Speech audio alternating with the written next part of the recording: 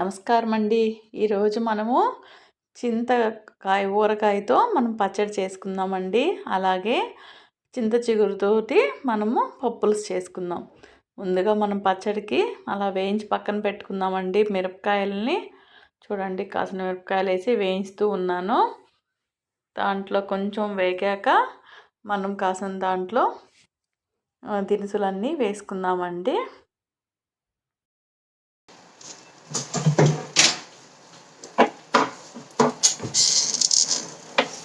చూడండి, మంచి కాసంత ఆవాలు, కాసంత జీలకర్ర, కొన్ని మెంతులండి, మెంతులు కొంచెమే, ధనియాలు చూసారు కదా, కొంచెము ఇంగువను కూడా వేసేసుకొని చేసుకుందాం. ఇవన్నీ మంచి అరోమా వచ్చేదాకా వేయించుకోవాలండి. చూడండి, మంచి అరోమా అనేది వస్తుంది. తర్వాత తీసి పక్కన పెట్టానండి. అది ఆరే లోపల మనము పప్పులకి ఇలాగా పెసరపప్పు అన్నీ వేసేసుకొని మనము కుక్కర్లో వేయించుకుందామండి. అంటే పచ్చి వాసన అంతా పోతుందండి అలా వేయించడం వల్ల. కొంచెం సిమ్లో పెట్టుకొని మంచి అరోమా వచ్చేదాకా వేయించుకోవాలండి. దానిని మనము అలా వేయించుకున్నాక మంచి అరోమా వచ్చి మాకు ఐడియా వస్తుంది కదా. తర్వాత దాంట్లో మనం కాసన్ని నీళ్లు కూడా పోసేసుకుందామండి. చూస్తున్నారు కదా, ఇంకా అరోమా రావడం కోసం ఉంచాను, ఆపేసానండి. ఇప్పుడు దీంట్లో నీళ్లు పోసేసుకుందాము. నీళ్ళు పోసాక మనం దాన్ని ఉడుకుతూ ఉన్నాయి. ఇంకా దాంట్లో మనకు కావాల్సినన్ని పచ్చిమిరపకాయలు ఒక 5-6 తీసుకున్నానండి. ఒక 2 ఉల్లిపాయలు తీసుకున్నాను.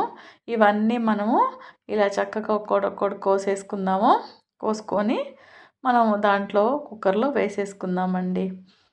అంటే సిమ్లో కనుక పెడితే పెసరపప్పు కాబట్టి విజిల్ పెట్టక్కర్లేదండి. కందిపప్పు అయితే పెట్టాల్సి వస్తుంది. అందుకని కుక్కర్లో అంటే కొంచెం మందముది అయితే కింద అడుగంటకుండా ఉంటుందని అలా చేస్తున్నానండి నేను. చూసారు కదా, అది కొంచెం ఉడుకు పట్టిందండి. అందుకని ఉల్లిపాయలు, పచ్చిమిరపకాయలు అన్నీ వేసేస్తున్నాను. చూడండి, ఉడుకుతూ ఉన్నాయి కదా. ఉడికాక మళ్ళీ చూపిస్తాను మీకు. పప్పు ఉడుకుతుంది కదండి, అంతలోపలే మనము ఆరిపోయి ఉన్నాయి కదా, మనం వేయించి పక్కన పెట్టుకున్న మిరపకాయలని రోట్లో వేసి అలా దంచుకుందామండి. దాంట్లో కాసంత ఉప్పు వేసుకొని కొంచెం, అంటే ఆల్రెడీ చింతూరకాయలో మనకి ఉప్పు అనేది ఉంటుంది కాబట్టి ఈ దంచుతుంటే కారు రాకుండా ఉండేదానికి కొంచెం ఉప్పుని అట్లా వేసుకుని అలా దంచేసుకుందామండి.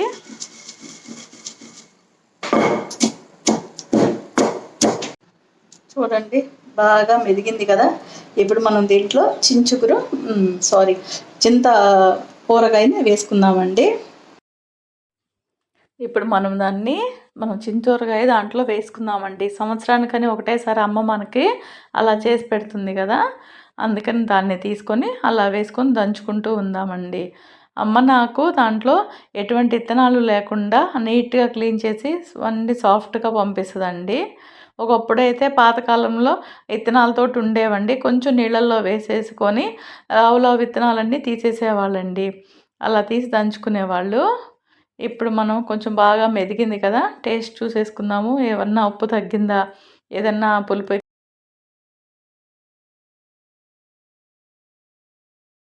టేస్ట్ బాగా కుదిరింది కదా, అన్నీ సరిపోయాయండి. అప్పుడు మనం ఇంట్లో పేరపెట్టుకున్న పెరుగును దాంట్లో వేసేసుకుందామండి. అట్లా వేసేసుకొని చూడండి ఎంత గట్టిగా ఉందో ఇంట్లో మనం పేరబెట్టిన పెరుగు. అట్లా దానికి సరిపడే అంత మనం వేసేసుకొని మనం అలా దాన్ని దంచేసుకుందామండి. చూడండి, మనం పెరుగు వేయంగానే కలర్ చూడండి ఎంత బాగుందో, చూసేదానికి మాత్రం. అట్లా మొత్తాన్ని మనం కలిపి పెట్టేసుకుందామండి. చూసారు కదా, మొత్తాన్ని దంచుతూ ఉన్నాను. ఇలా పెరుగు వేసుకున్న పచ్చడి తిని ఎన్ని సంవత్సరాలు అయిందండి, ఒక 30 years అయిపోయిందండి. ఇలా పెరుగుతో వేసిన చింతూరకాయ తిని. మా అత్తగారి వైపు అయితే పచ్చిమిరపకాయలతో అలా చేస్తారండి. చూడండి, చాలా బాగా ఉందండి. మనం పచ్చడి అయిపోయే లోపల మన పప్పు కూడా ఉడికిందండి. దాన్ని చూసాక మళ్ళీ తిరగమాత చేసి పెట్టింది కదండి. సంవత్సరానికి సరిపడే అంత చింత చిగురిని మనకు చేసి పెట్టింది కదా. దాన్ని మనం ఇలాగా కొంచెము దీంట్లో వేసేసుకొని పసుపు వేసేసుకొని మూత పెట్టేసుకున్నామండి. మీరు మనకు చించిగురు నిల్వ చేసే వీడియో కూడా చేస్తున్నామండి. చూడని వాళ్ళు ఎవరైనా అంటే చూడండి. తర్వాత దాంట్లో కాసంత పసుపు అండి, చూసారు కదా, పసుపును కూడా వేసేసి కాసేపు మూత పెడితే ఇవి కూడా బాగా మగ్గుతాయండి.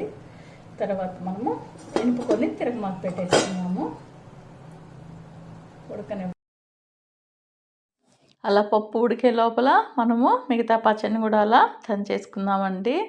దాంట్లో కాసిన మనము వెల్లుల్లి రెబ్బలు ఉల్లిపాయలను కూడా వేసి దంచేసుకుందామండి. చూడు మెదుగుతూ ఉంది కదా, దాంట్లో మనం కాసంత వెల్లుల్లి రెబ్బలు వేద్దాము. చూడండి, వెల్లుల్లి రెబ్బలు వేసి దంచుతూ ఉన్నాను. అది కొంచెం మెదిగాక మనం ఉల్లిపాయను కూడా వేసేద్దామండి. చూడండి, ఇలా రోటి పచ్చళ్ళు అంటే మా బాబుకి చాలా ఇష్టం అండి. ఆయన వచ్చినప్పుడు కంతరం ఖచ్చితంగా చేస్తాను ఇలాగా. చూడండి, బాగా మెదిగి ఆ పచ్చడి ఆ ఉల్లిపాయలు దాంట్లో మెదిగి ఉప్పు కారం అన్నీ పడితే చాలా టేస్ట్గా ఉంటాయండి. చూసారు కదా, వచ్చిందండి మన పచ్చడి. చూడండి, ఇట్లాగా మనము ఉల్లిపాయలు కూడా వేసేసుకొని ఇలా చూడండి, మన చించుగురు పప్పులకి పప్పు బాగా ఉడికిపోయిందండి. ఆపేసుకొని ఎనిపేసుకుందాము. ఆపేసానండి. ఇప్పుడు దీంట్లో కాసంత ఉప్పుని ఎక్కువ వద్దండి, చించుగురు దాంట్లో కూడా కొంచెం ఉంది కాబట్టి కొంచెం వేసేసుకొని ఎనిపేసుకుందామండి.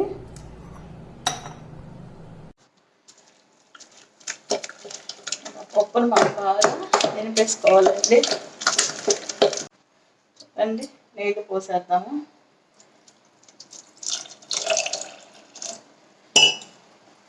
మనకు దీనికి ఎన్ని సరిపోతాయో అన్ని నీళ్ళు మాత్రమే పోసుకోవాలండి, ఎక్కువ వేసుకోవద్దు. దీంట్లోకి వడియాలు మిరపకాయలు కూడా వేయించుకొని తింటే చాలా బాగుంటుందండి.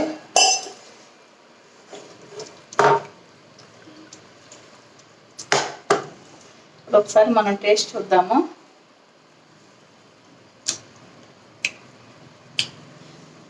సరిపోయినాయండి, ఏం వేయక్కర్లేదు. ఉలుపు ఉప్పు కారం అన్నీ సరిపోయి. ఇంకా దీనికి మనము పోపు పెట్టేసుకుందాము. స్టవ్ వెలిగించుకొని అండి దీన్ని నీళ్ళు పోసుకున్నాం కదా, ఇది ఒకసారి మనం ఉడక పెట్టేసుకోవాలండి. మేమిద్దరమేనండి, అందుకని మాకు సరిపడినంత మట్టికే చేసుకున్నాము. ఇది ఒకటి పెడతాము. ఇప్పుడు దీంట్లో మనము వేసేద్దామండి పోసి.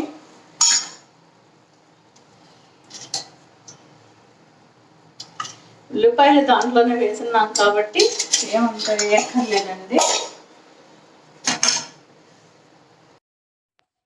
దీంట్లో మనం ఇప్పుడు పోపును పెట్టుకుందామండి. ఆయిల్ వేసేసుకున్నాము. దాంట్లో కాసంత ఎండుమిరపకాయలు, కాసన్ని ఆవాలు, కాసన్ని జీలకర్ర ఇవి మటుకే వేస్తారండి. దీంట్లో కాసన్ని కొంచెం దినుసులన్నీ కారేటప్పటికి మనము తెల్లగడ్డల్ని కొంచెం అలా నొక్కి పెడదాము. తర్వాత కరివేపాకు కూడా వేద్దాం. చూసారు కదా, తెల్లగడ్డల్ని నొక్కి చేశానండి. దాన్ని మనం తిరగమాత కాగిన దాంట్లో వేసేసుకుందాము. పోపు అంతా కాగిందండి. దాని తర్వాత కరివేపాకును కూడా మనం వేసేసుకుంటున్నాము. అంతా కరివేపాకుని అలా వేసాక కొంచెం పోపు కాగాకండి దాన్ని మనం ఇంకా ఆపేసుకోవాలి. మనం ఇంకా కాగుతూ ఉంది కదండి పప్పులుసు. పెద్దవాళ్ళు ఏం చెప్తారంటే అట్లా తిరగమాతలు ఉన్న దాంట్లో కొంచెం పప్పులుసు కనుక వేస్తే టేస్ట్ బాగా వస్తుంది అంటారండి. అందుకని చెప్పేసి నేను చూడండి పప్పులుసుని అలా గిన్నెలోకి మనం ఎప్పుడైతే పోపు పెట్టామో ఆ పోపు పెట్టిన గిన్నెలోకి అలా వేసేసి దాన్ని ఉడకనిస్తున్నానండి. 1 నిమిషం అలాగా ఉడికాక దాన్ని తీసుకెళ్ళి మళ్ళీ పప్పు పులుసు ఉండే దాంట్లో వేసుకుందామండి. చూసారు కదా ఎలా కలుపుతున్నాను. ఇప్పుడు దాంట్లో నేను పోసేస్తానండి. అప్పుడు టేస్ట్ చాలా బాగుంటుంది అంటారు పెద్దవాళ్ళు, అందుకే నేను అలా చేస్తూ ఉంటానండి. చూసారు కదా, పోస్తున్నాను.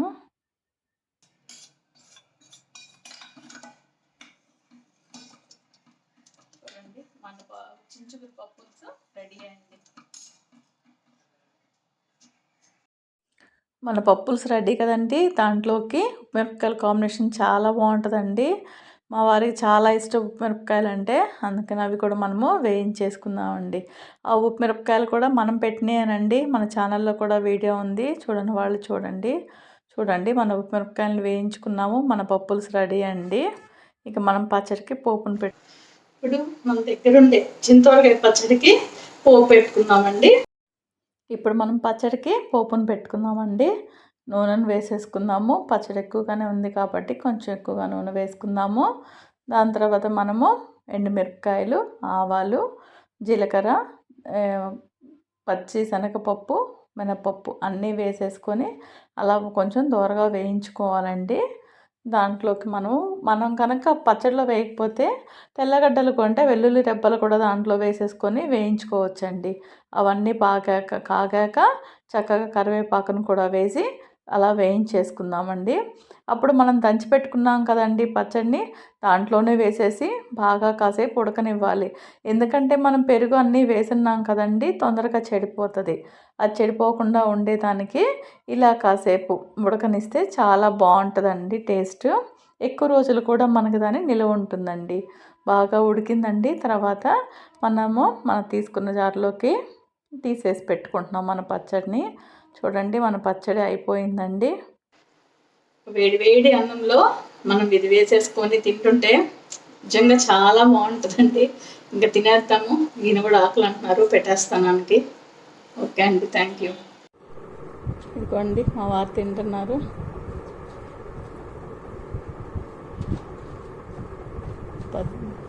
బాగా చింతకాయ, ఊరగాయ పచ్చడి, నెయ్యి అన్నీ మన ఇంట్లో అండి, ఫ్రెష్గా చేసుకున్నదే.